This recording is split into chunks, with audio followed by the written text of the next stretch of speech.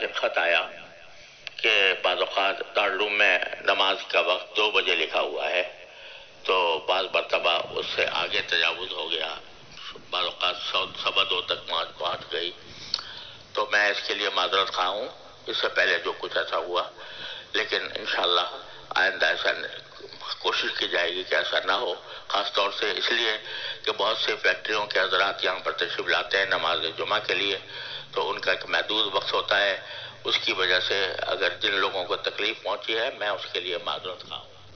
تو میرے بھائیو، آپ اس حوالے سے کیا کہنا چاہیں گے؟ کمنٹ باکس میں بھی آپ نے بتانا ہے۔ مفتی تقی عثمانی صاحب کتنی بڑی شخصیت ہیں، اس وقت وہ وفاق المدارس العربیہ پاکستان سب سے بڑا دینی بورڈ ہے، اس کے ایک تو صدر بھی ہیں، اور دوسرے لحاظ سے پوری دنیا کے اندر اس وقت ان کا نام ہے، تو پھر بھی انہوں نے بھی معذرت کی ہے۔ تو آپ سے بھی کوئی اس طرح کی غلطی ہو جائے، کوئی بھی مسئلہ ہو جائے، تو آپ معذرت کر لیا کریں۔ تو فرینڈز، ویڈیو کو لائک کر کے چینل کو سبسکرائب کر دیں اگر ویڈیو اچھی لگی ہے۔ تھینکس۔